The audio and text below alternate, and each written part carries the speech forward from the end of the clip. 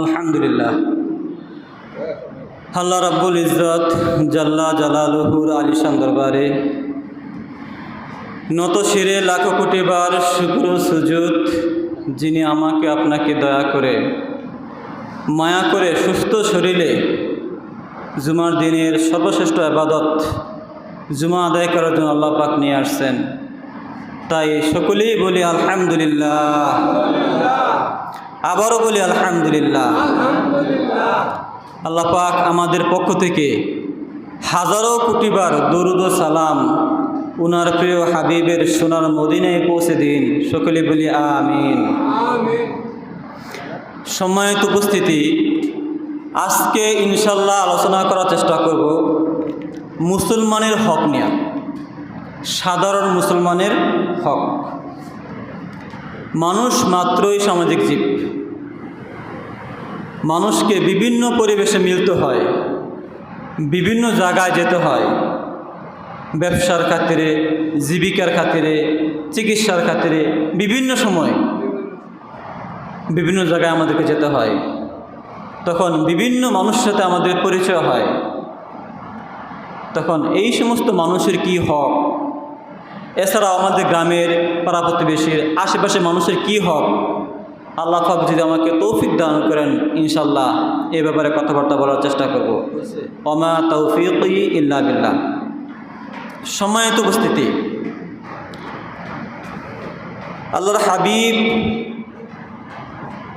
নূর নবী সাল্লাল্লাহু আলাইহি ওয়াসাল্লাম ইরশাদ করতেছেন, আন আবি হুরায়রা রাদিয়াল্লাহু তাআলা আনহু আন্নাহু ক্বাল, হযরত আবু হুরায়রা থেকে বর্ণিত, তিনি বলেন, ক্বাল রাসূলুল্লাহ সাল্লাল্লাহু আলাইহি ওয়াসাল্লাম, আল্লাহর হাবিব সাল্লাল্লাহু আলাইহি ওয়াসাল্লাম ইরশাদ করেন, লিল মুমিনি আলাল মুমিনি সিত্তু খিসাল, এক মুমিনের প্রতি রয়েছে অন্য মুমিনের 6টি হক।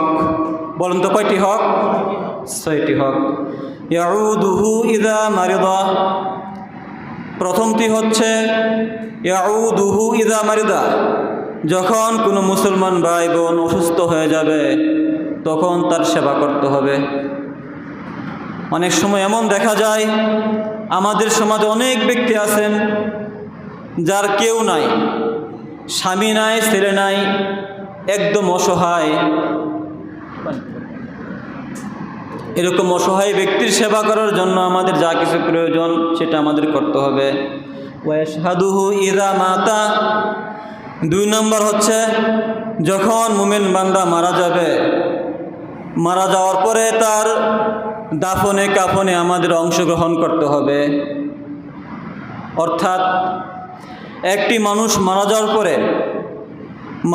পর থেকে শেষ পর্যন্ত যে কাজগুলো আছে, ঘর থেকে বাহির করা, মসজিদ থেকে খাটকি নেওয়া, গোসল করানো, কাপড় পরানো, কাপড় কিনা, কবর খুঁড়া, জানাজা নামাজ পড়ানো, কবর দেওয়া, অনেকগুলো কাজ, কিন্তু এই কাজগুলো আমাদেরকে করতে হবে, এটা আমাদের দায়িত্ব। 3 নম্বর হচ্ছে, এখানে একটা কথা বলে নেই, আমরা অনেক সময় জানাজার নামাজে যাই, তখন করি কি, জানাজা পড়ে আমরা চলে আসি। না ভাই, এই কাজটা করা যাবে না। হাদিসে বলা হয়েছে জানাজার নামাজ এবং দাফন 2 কিরাত সব। জানাজার নামাজে 1 কিরাত আর দাফনে কবর দেওয়ায় আরেক কিরাত। 1 কিরাত সব হলো উহুদ পাহাড় সমান। বলেন সুবহানাল্লাহ। যদি আমি জানাজা পড়ে আয়সা পড়লাম, আমার সব কিন্তু কম হইল, মাত্র আমি 1 কিরাত পাইলাম। যে আমি দাফনে অংশগ্রহণ করি, কবরে দিয়া মাটি দেওয়া পরে যদি আসি, তাহলে আমার সবটা ডবল হলো কিনা বলেন? যেহেতু আমরা দাফনে জানাজা অংশগ্রহণ করতে পারছি কষ্ট করে, আর একটু কষ্ট হলে হোক, আমাদের কষ্ট, আল্লাহর জন্য কষ্ট করতেছি, সমস্যা কোথায়? আল্লাহর দেওয়া জান, আল্লাহর দেওয়া মাল, আল্লাহর পথে খরচ করব। আজকে যে ভাই মারা গেল, এই দিন তো আমাদের আসবে না বলেন? আমরা যেরকম আশা করতে পারি, আল্লাহ পাক বলতেছেন, হাল জাযাউল ইহসানি ইল্লাল ইহসান, যে ভালো কাজের প্রতিদান ভালো কাজ দিয়েই হয়। আমি আপনাকে সালাম দিচ্ছি, আপনাকে থাপড় দিবেন না, সালামই দিবেন, এটা কিন্তু স্বাভাবিক।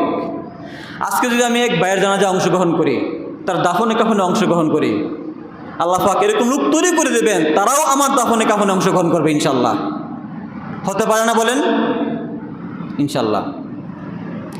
3 নম্বর হচ্ছে ওয়াইযা লাকিয়াহু ইউসাল্লিমু আলাইহি, যখন কোনো মুমিনের সাথে সাক্ষাৎ হবে, সাক্ষাৎ হওয়াতে প্রথমেই কথাবার্তা বলা যাবে না, প্রথমেই তাকে সালাম দিতে বলতে হবে আসসালামু আলাইকুম ওয়া রাহমাতুল্লাহি ওয়া বারাকাতুহু, সালাম দিতে হবে। এটা আল্লাহর রাসূলের শিক্ষা। আমরা বুঝি না, বুঝে কথা বলি, ভাই কেমন আছেন, hi hello how are you, না এসব বলা যাবে না। প্রথমে সালাম দিতে হবে। বলেন তো সালামটা, আসসালামু আলাইকুম ওয়া রাহমাতুল্লাহি ওয়া বারাকাতুহু। এখানে একটা হাদিস আসছে, হাদিসটা হলো এরকম, আল্লাহ রাসূল সাল্লাল্লাহু আলাইহি ওয়াসাল্লাম বসে আছেন, এক ব্যক্তি ঢুকে বলতেছে আসসালামু আলাইকুম। আল্লাহ রাসূল বলছেন 10। কত বলেছেন? 10। কিছুক্ষণ পর আরেক ব্যক্তি আসছে, এসে বলতেছে আসসালামু আলাইকুম ওয়া রাহমাতুল্লাহ, সাথে কি বাড়াই বলছে? ওয়া রাহমাতুল্লাহ বাড়াই বলছে। আল্লাহ রাসূল বলছেন 20। কি বলেছেন বলেন? 20। কিছুক্ষণ পর আরেক ব্যক্তি আসছে, এসে বলতেছে আসসালামু আলাইকুম ওয়া রাহমাতুল্লাহি ওয়া বারাকাতুহু, সে আরেকটু বাড়াই বলছে, ও বারাকাতু বাড়াই বলছে। আল্লাহ রাসূল বলতেছে 30। কি বলছেন? অর্থাৎ আমি যতটুকু অংশ বাড়াই দিব ততটুকু আমার সব বাড়বে, প্রত্যেক অংশের জন্য 10 নেকি। আসসালামু আলাইকুম কিছু বাড়ায় 10 নেকি, আসসালামু আলাইকুম ওয়া রাহমাতুল্লাহ 20 নেকি, আসসালামু আলাইকুম ওয়া রাহমাতুল্লাহি ওয়া বারাকাতুহু 30 নেকি। এই জন্য আমরা চেষ্টা করবো ইনশাল্লাহ সুন্দর করে সালাম দেওয়ার জন্য। সম্মানিত উপস্থিতি, আমরা উম্মতে মুহাম্মদ, তাই না? আমাদের নবী মুহাম্মদ, আমরা মুহাম্মদ সাল্লাল্লাহু আলাইহি সাল্লামের উম্মত। কিতাবে লেখা আছে যে পূর্ববর্তী যারা নবী ছিলেন, এখন তো আমরা সালাম দিই, এটা আমাদের উপঢৌকন, কিন্তু পূর্ববর্তীতে তাদের উপঢৌকন ছিল সেজদা করা। একজন আরেকজন কি করতো? সেজদা করতো। এটা ছিল তাদের গ্রেটিংস, যাকে আমরা বলি আর কি ইংলিশে, উপঢৌকন। আর এখন আমাদের সালাম। হাদিসে বলা হয়েছে বেহেশতেও কিন্তু এই সালাম থাকবে, দেখা হলে আমরা বলবো আসসালামু আলাইকুম ওয়া রাহমাতুল্লাহি ওয়া বারাকাতুহু। বলেন সুবহানাল্লাহ, কত সুন্দর আমাদেরটা। সম্মানিত উপস্থিতি, যে সালামটা আমাদের বেশি করে প্রচলন করতে হবে। হাদিসে বলা হয় আফশুস সালামা বাইনাকুম, তোমরা পরস্পরের মাঝে বেশি করে সালামের প্রচলন করো। যত বেশি সালাম দিবেন তত বেশি হৃদ্যতা তৈরি হবে, ভ্রাতৃত্ববোধ তৈরি হবে, একটা মহাব্বত সৃষ্টি হবে। এই জন্য আমরা চেষ্টা করব সবাইকে সালাম দেওয়ার জন্য। অনেক সময় এরকম হয় যে আমরা সালাম কামনা করি যে আমাকে সালাম দেখ, না, আমরা এমনটা করব না। যে ব্যক্তি আগে সালাম দেয় সে অহংকার মুক্ত। বলেন কি মুক্ত? আমরা কি অহংকার হতে চাই? বলেন, আমরা অহংকারী হতে চাই? আমরা কেউ অহংকার হতে চাই না। আগে সালাম দেব, অহংকার মুক্ত হয়ে যাব। বলেন সুবহানাল্লাহ। নেকি তো আমি বেশি পাইতে আছি, এই জন্য আমরা ইনশাল্লাহ এই কাজ সবাই করবো। আমরা আগে সালাম দেব। আল্লাহর হাবিব সাল্লাল্লাহু আলাইহি সাল্লাম ছোটো বাচ্চাদেরকে সালাম দিতেন। ছোটো বাচ্চা আছে না, বালক, বুঝে না ঠিক মতো, তাদেরকেও বলতেন আসসালামু আলাইকুম ওয়া রাহমাতুল্লাহ। কেন? তাদেরকে শিক্ষা দেওয়া লাগবে। এই ছোটো বয়সে আমরা যা শিক্ষা দেব সেটা তাদের মনের মাঝে একদম গেঁথে যাবে, সহজে ভুলবে না। এই জন্য যত ভালো কাজ, সকল ভালো কাজ শিক্ষা দেওয়া লাগবে ছোটো বয়সে। সম্মানিত উপস্থিতি, বলতেছিলাম সালামের কথা।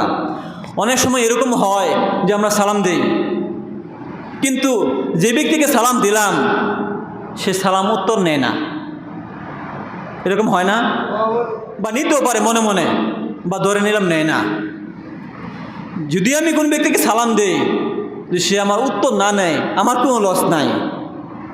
হাদিসে বলা হয়েছে আমার সালামটা আল্লাহ পাকের ফেরেশতা এসে নিয়ে যাবেন। বলেন সুবহানাল্লাহ। আমরা মানুষ গুনাহগার, গুনাহ করি, কিন্তু বলেন ফেরেশতাদের কোনো গুনাহ আছে? মানুষ যদি উত্তম আল্লাহ পাকের সৃষ্টি এসে নিয়ে যাবে, বলবো আলাইকুম সালাম ওয়া রাহমাতুল্লাহি ওয়া বারাকাতুহু। তাহলে কি বলেন, আমরা কি সালাম দিব না? বলেন পরিচিত অপরিচিত সকলকে সালাম দেব, মুখ চিনে চিনে না, যে একে আমি চিনি একে আমি চিনি না, এরকম না, সবাইকে আমরা সালাম দেবো ইনশাল্লাহ, আমাদের নেকির পাল্লা ভারী হবে। আল্লাহর হাবিবের একজন সাহাবী ছিল, উনি মাঝে মাঝে সালাম দেওয়ার জন্য বাজারে যেতেন। কোথায় যেতেন বলেন? বাজারে। বলেন সুবহানাল্লাহ। এখন আমাদের কাছে বাজার, মানুষ দেখলেই সালাম দিবেন, হিসাব করবেন না আমি কাকে চিনি কাকে চিনি না, কে গরিব কে চিনি না, এই হিসাব করা যাবে না। দেখলেই বলবো আমরা আসসালামু আলাইকুম রহমতুল্লাহ, তাহলে বাজারে যাওয়া হক আদায় হয়ে যাবে ইনশাআল্লাহ।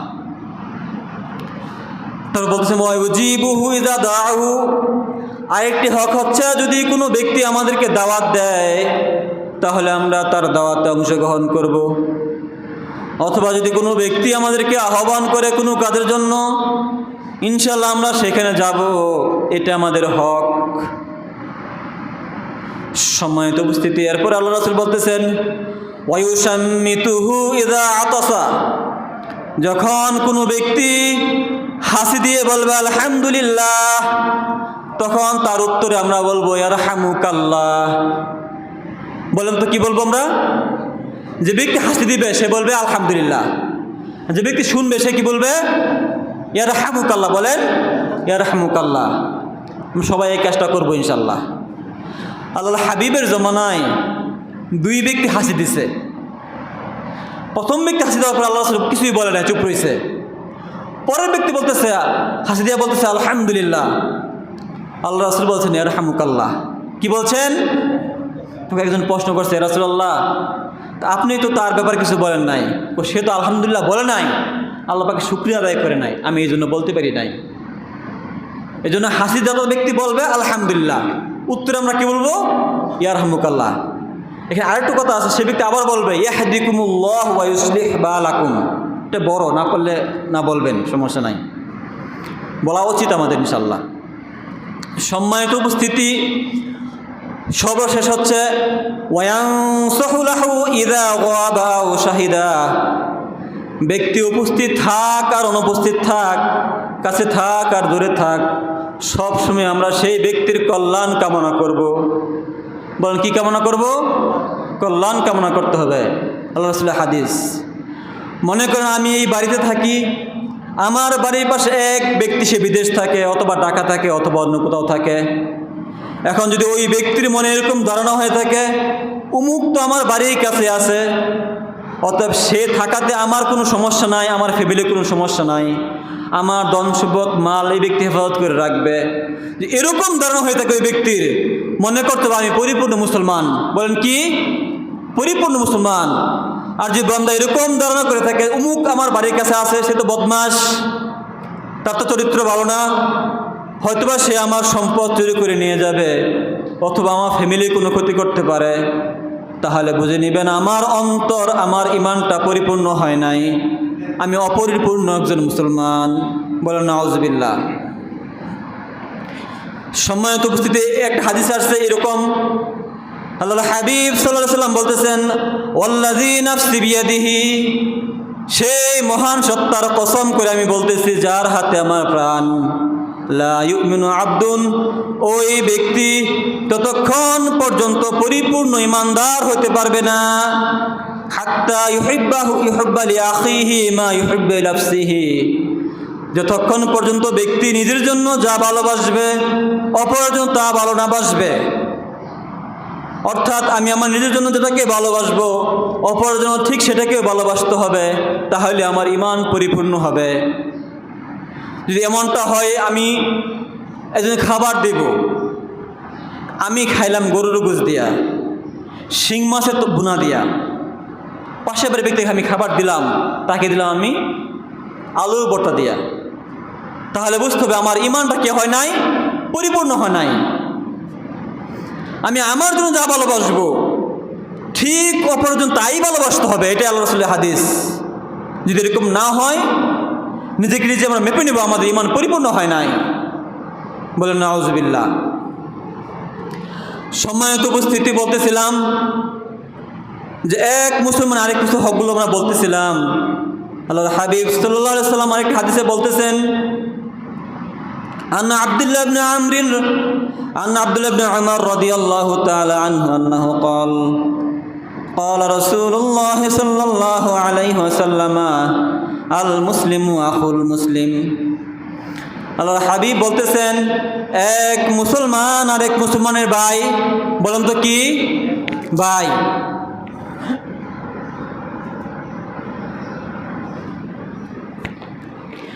আল্লাহর হাবিব বলতেছেন লা ইয়াজলিমুহু ওয়া লা ইসলিমু, যেহেতু এক মুসলমান আর এক মুসলমানের ভাই, অতএব এক মুসলমান অপর মুসলমানকে জুলুম করবে না, অত্যাচার করবে না। ওয়ালা ইসলিমুহু, এবং এক মুসলমান অপর মুসলমানকে শত্রুর হাতে সুপর্দ করে দিবে না। বলুন সুবহানাল্লাহ। আল্লাহ কি বলছেন? একজন আরেকজনের প্রতি জুলুম করবে না এবং একজন অপরজনকে কোনো শত্রুর হাতে তুলে দিবে না।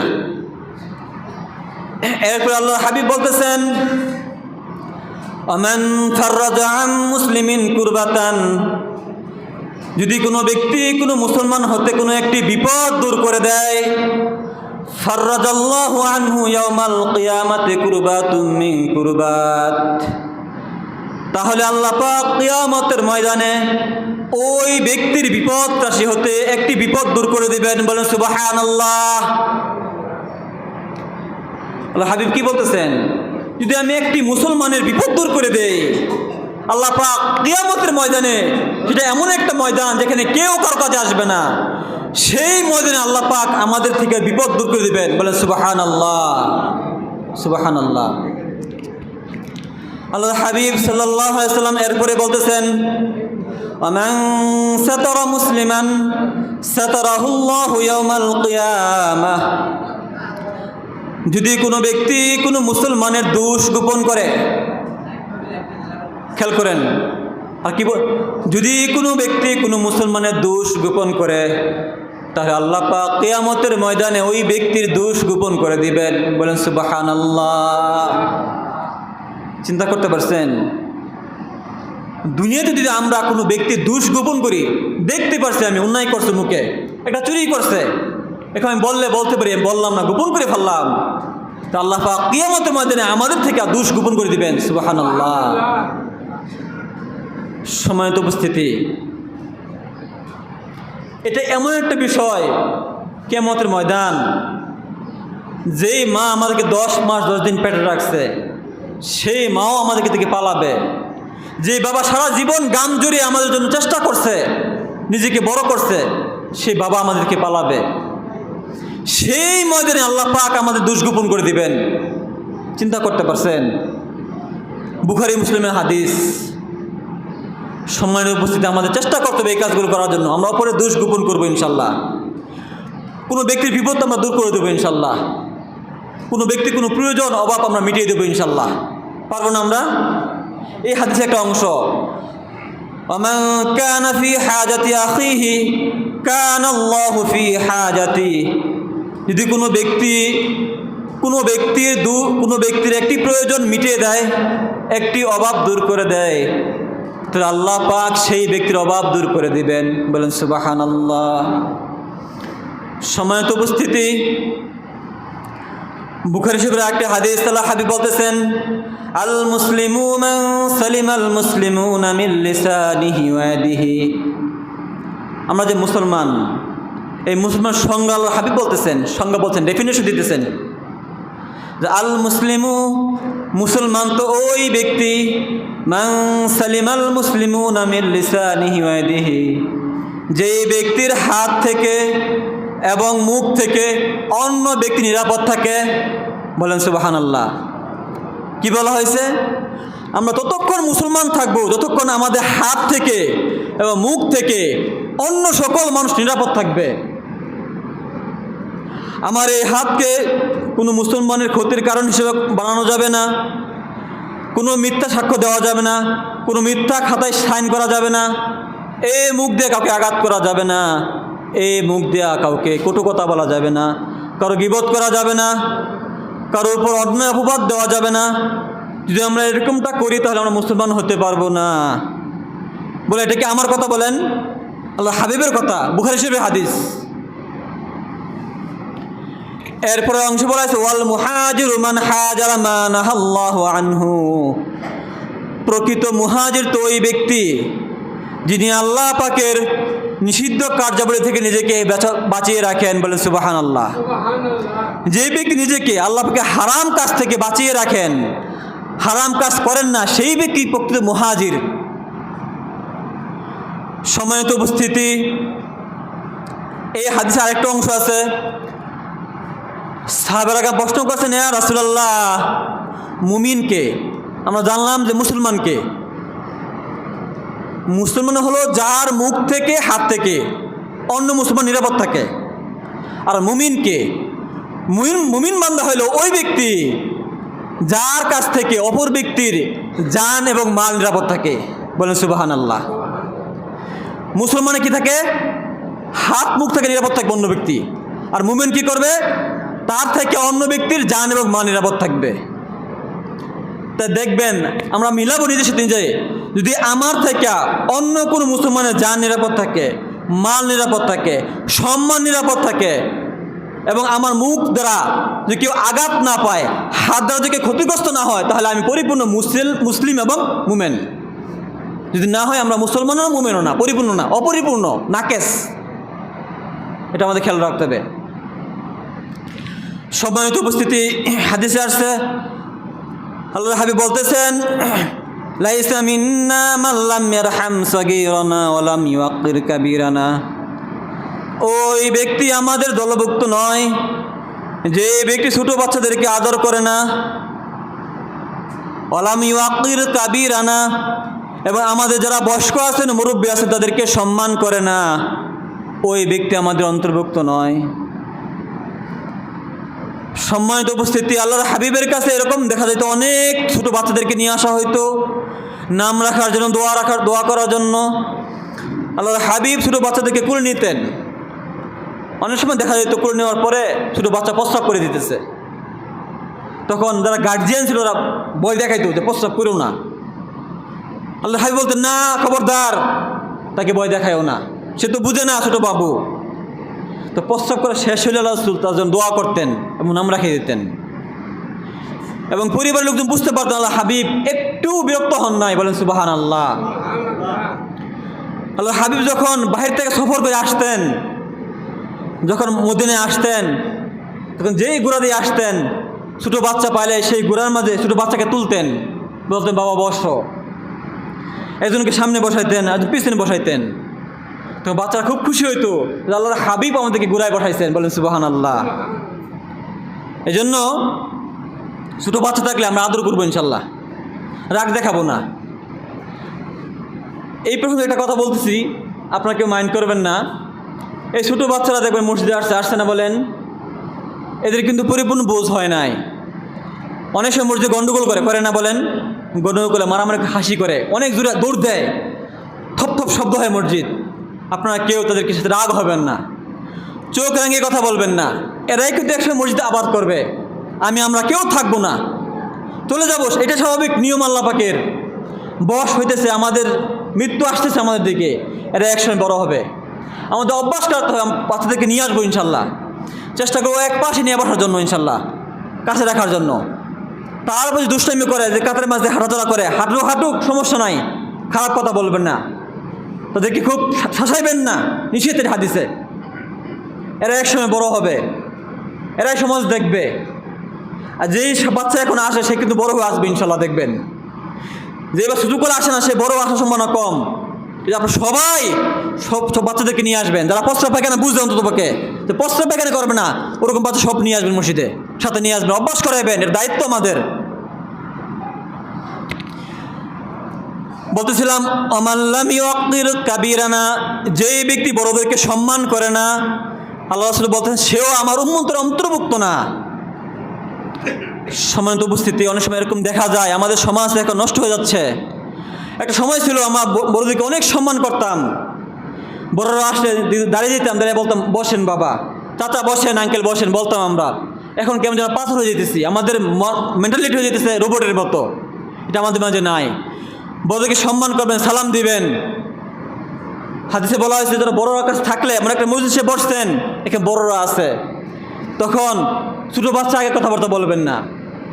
ছোটোরা কথাবার্তা বললে বড়দের অনুমতি নেবেন, তারপর কথাবার্তা বলতে হবে। এটা হাদিসে আসছে আল্লাহ হাবিব সাল্লাল্লাহু আলাইহি ওয়াসাল্লামের জমানায় জুহাইনিয়া গোত্রের কিছু লোক আল্লাহ হাবিবের দরবারে আসছে। আসার পরে এক বালক দাঁড়িয়ে গেছে, দাঁড়িয়ে কথা বলা শুরু করছে। আল্লাহ হাবিব বলতেছেন, বাবা তুমি বসো, দেখো এখানে বড় মুরব্বী আছে কিনা, তাকে কথা বলতে বলো। তখন ওই বালক বসে পড়ছে, একজন মুরব্বী দ্বারা কথাবার্তা বলছে। এটা আদব খেয়াল রাখবেন, যেখানে বড়রা আছে সেখানে বড়রা কথাবার্তা বলবে। তাদের অনুমতি নিয়ে ছোটরা কথাবার্তা বলতে পারে। তাদেরকে সম্মান করবেন, তাদেরকে সালাম দিবেন। সম্মানিত উপস্থিতি, একটা বয়স্ক মানুষ মনে করেন মসজিদে ঘাটে গোসল করতেছে, অনেক কষ্ট হইতেছে, সে গোসল শেষ। এখন আপনি কি করলেন যে কাকা আপনি লুঙ্গিটা দেন, আমি ধুয়ে দিই। তার লুঙ্গিটা নিয়ে আপনি ধুয়ে দিলেন, নিংড়িয়ে দিলেন, তারপর দিয়ে দিলেন। অথবা একজন বয়স্ক মানুষ আসলো সে অজু করার জন্য, হয়তো তার কষ্ট হবে বদনা বুড়াইতে, আপনি বদনা বুড়ার কাছে নিয়ে দিলেন, তাকে আপনি সম্মান করলেন। কি করলেন? একরাম করলেন, সম্মান করলেন। হাদিসে বলা হয়েছে যদি এরকম কেউ করে, তাহলে হাদিসে বলা হয়েছে এমন ওই ব্যক্তি যে ব্যক্তি সম্মান করলো তার দীর্ঘ হায়াত হবে, বলেন সুবহানাল্লাহ। এবং সে যখন বয়স্ক হয়ে যাবে আল্লাহ পাক ওরকম লোক তৈরি করে দেবেন, তাকেও তারা সম্মান করবে, বলেন সুবহানাল্লাহ। খেয়াল করছেন? যদি আমি একটা ব্যক্তিকে সম্মান করি, বয়স্ক মানুষকে, এটা প্রমাণ করে আমি দীর্ঘ হায়াত পাবো ইনশাল্লাহ। আমি বয়স্ক হব, তখন আমার জন্য আল্লাহ পাকে লোক তৈরি করে দেবেন। এটা খেয়াল রাখবেন। বাচ্চাদেরকে শিক্ষা দিবেন, তোমরা আব্বু আসতেছে, যারা মা আছে ছেলে আছেন, তো আব্বুর লুঙ্গি ধুয়ে দাও, তো আম্মুর লুঙ্গি ধুয়ে দাও, তো চাচার লুঙ্গিটা ধুয়ে দাও, পানিটা দিয়ে আসো। এই যে লাঠি আছে, লাঠিটা দিয়ে আসো বাবা, তসবিহ দিয়ে আসো। শিখাইবেন আপনারা, শিখাইতে হবে আমাদের। এরা কই শিখবে বলেন? আমরা শিখাই না, তারা আমাদের ছেলে মেয়ে রোবট হয়ে যায়। ছেলের এই দুদিন আগে দেখলাম ফেসবুকে, ছেলের 4 তলা বিল্ডিং, উত্তরা কয়েকটা বিল্ডিং, অথচ বাবা ঈদ কাটাইছে বৃদ্ধাশ্রমে। ছেলের দোষ আছে, ছেলে এখন বোঝা উচিত ছিল, কিন্তু বাবারও দোষ আছে এখানে। বাবা শিক্ষা দেয় নাই, দিন শিক্ষা দেয় নাই। শিক্ষা দিচ্ছে দুনিয়ামে শিক্ষা দিচ্ছে, দিন শিক্ষা দেয় নাই। দিন শিক্ষা দেওয়া লাগবে আমাদের, তাহলে আমাদের ছেলে মেয়ে ভালো হবে ইনশাল্লাহ। শিক্ষা না দিয়ে এরা কার কাছে শিখবে বলেন? আমাদের শিক্ষা দেওয়া লাগবে। এই হাদিস শেষ অংশে বলা হয়েছে ওমাল্লাম ইয়ামুর বিল মারুফ, যে ব্যক্তি সৎ কাজের আদেশ করে না সেই ব্যক্তির আমার উম্মত অন্তর্ভুক্ত নয়। ওয়ালাম ইয়ানহা আনিল মুনকার, এবং যে ব্যক্তি খারাপ কাজে নিষেধ করে না সেও আমার উম্মতের অন্তর্ভুক্ত নয়। তো 4টি কাজ আল্লাহর হাবিব বলছেন: ছোটদেরকে সম্মান করা, আদর করা, বড়দেরকে সম্মান করা, শ্রদ্ধা করা, এবং সৎ কাজের আদেশ দেওয়া, অসৎ কাজের নিষেধ করা। এগুলো আমাদের কর্তব্য ইনশাল্লাহ। সময় অনেকটা হয়ে গেছে ইনশাল্লাহ। তো আমরা আজকে কী শিখলাম? যে এক মুসলমানের প্রতি আরেক মুসলমানের অনেকগুলো হক আছে। কি কি মনে করেন? দেখা হলে সালাম দিবে, ডাকলে ডাকে সাড়া দিবে, তারপরে অসুস্থ হলে তার সেবা শুশ্রূষা করবে, মারা গেলে দাফনে কাফনে অংশগ্রহণ করবে, এবং সেই ব্যক্তি থাক না থাক সবসময় তার কল্যাণ কামনা করবে। এবং লাস্ট হচ্ছে ওই ব্যক্তি হাসি দিয়ে আলহামদুলিল্লাহ বললে আমরা ইয়ারহামুকাল্লাহ বলবো। আমরা যা কিছু শিখলাম আল্লাহ পাক আমাদেরকে আমল করার তৌফিক দান করুন। সবাই বলি আমিন। আসসালামু আলাইকুম ওয়া রাহমাতুল্লাহি ওয়া বারাকাতুহু।